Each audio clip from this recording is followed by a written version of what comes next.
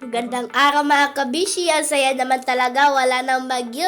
Kaya back to school na naman tayo mga kabishi. Ang ganda ng panahon ngayon. Shout out nga para sa mga kaklase ko sa section na Argentina. Ayan, napapunta na nga kami sa school. Maaliwalas talaga pag walang ulan.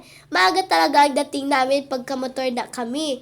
Kaya naisip ko lang na magpabili kaya ako ng e-bike. Pwede! So, lakad na ako sa school. Ayan, papasok na ako sa gate mga kabeshi.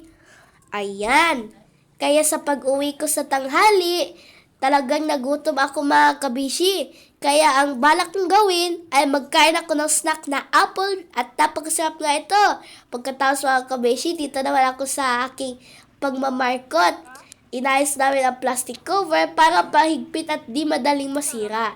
Ayan, pulido na pagkagawa. Yan, pagkatapos, dito naman ako sa kianik-anikan. Gumawa ako ng necklace. Hirap pala mga kabishi i-shoot ang gitna ang liliit na butas. DIY lang ito mga kabishi, nakatipid ako. Ayan, tapos na nga rin Paggawa naman kami ng project na folding paper, isa ito envelope folding, para may dating naman kung magpapadala tayo sa sulat. Katapos, gumawa naman kami ng magandang drawing para i-cover ko sa aking ginawang alakansya. Ayan, ginagamit ko nga yung mga crayon ko mga kabishi. Carton lang din ito mga kabishi. Kaya binalutan ko lang ng bond paper na may drawing. Ayan, binalutan ko nga nilagyan ko ng glue. Ayan, ginagawa ko lang to para hulog-hulugan kapag may natitirang barya. Pagkatapos mga kabishi, ayan, tapos na nga mga kabishi, palalagyan ko na kay Papi. Ayan, pagkatapos siya sa kinabukasan, iniligpit ko na to. Tapos, hinulugan na ako ni Papi ng 20 pesos para sa aking panghulog ng alakansya. Ito din yung aking mga savings para makakuha kami ng sariling bahay kasi sa tira lang nga kami. Ayan, salamat Papi! At pagkahapon nga mga kabishi, nabalingkin naman kami kasama ni Mama. Ayan, bumili nga kami ng pineapple.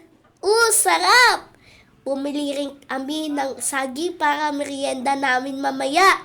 Napakamahal talaga ng bilihin mga kabishi 20 pesos per kilo nga ang maliliit na saging.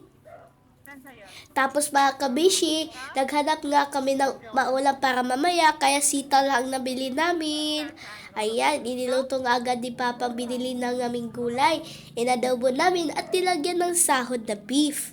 Ayan, napakasarap nga mga kabishi Wow, sarap! Kain na tayo mga kabeshi. Gutom na ako. Ayan ang sarap. Thank you!